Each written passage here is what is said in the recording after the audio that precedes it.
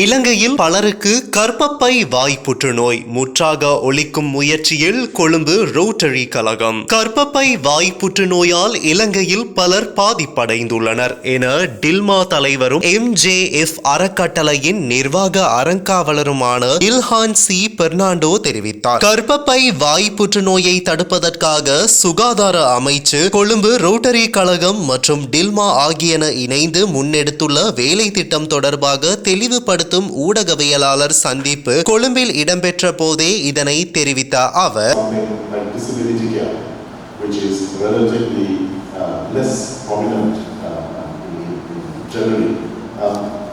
the role that business has to play in addressing, for example, the situation of famine or utilizing colic cancer care. கர்ப்பப்பை வாய் புற்றுநோய் பெண்கள் பாலியல் துஷ்பிரயோகத்திற்கு உள்ளாகுதல் மூலம் தீவிரமடைந்து வருகின்றது. இதனை எதிர்காலத்தில் முற்றாக ஒழிப்பதற்கான முயற்சிகளில் தற்போது நாம் இணைந்துள்ளோம் என அவர் தெரிவித்தார். இங்கு கருத்து தெரிவித்த குடும்ப நல பணியகத்தின் சமூக மருத்துவ ஆலோசகர் வைத்தியர் நதீஜா,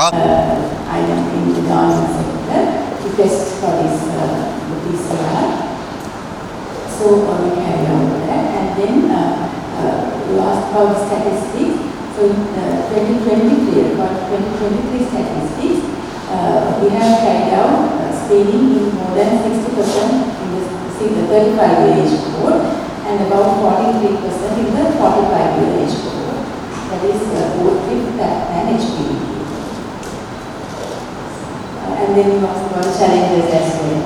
இலங்கையில் ஆண்டுதோறும் 1500க்கும் மேற்பட்ட பெண்கள் கர்ப்பப்பை வாய் புற்றுநோயால் பாதிக்கப்படுகின்றார்கள். இந்நோயினால் பாதிக்கப்பட்ட பெண்கள் முகம் கொடுக்கும் மிகப்பெரிய சவாலாக நோயின் ஆரம்ப கட்டத்தை கண்டறிய முடியாத நிலையில் இருப்பதே ஆகும். 50% பெண்கள் நோயின் முதிர்ச்சி நிலையிலேயே நோயின் தன்மையை கண்டறிந்து கொள்கின்றார்கள். இதனால் 700க்கும் மேற்பட்ட மரணங்கள் சம்பவிக்கின்றன. இதனை கண்டறிந்த கொழும்பு ரோட்டரி கழகம் இலங்கை அரசாங்கத்தினுடன் இணைந்து இந்த பொது சுகாதார பிரச்சனையான கர்ப்பப்பை வாய் புற்றுநோயினை எதிர்கொள்ளவும் இந்த நோயை 2030 ஆண்டளவில் இலங்கையில் இருந்து முற்றுமுழுதாக ஒழிக்கவும் ஒரு தொலைநோக்கு இலட்சியத்தை மேற்கொண்டுள்ளதாக தெரிவித்தார். இதே நேரம் தேசிய புற்றுநோய் கட்டுப்பாட்டு பிரிவின் ஆலோசகர் சமூக மருத்துவர் வைத்தியர் ஹசர் அலி பெர்னாண்டோ தெரிவிக்கையில், கர்ப்பப்பை வாய் புற்றுநோயானது குணப்படுத்த முடியாத நோய் அல்ல. இதற்கான தீர்வினை சிகிச்சைகள் மூலம்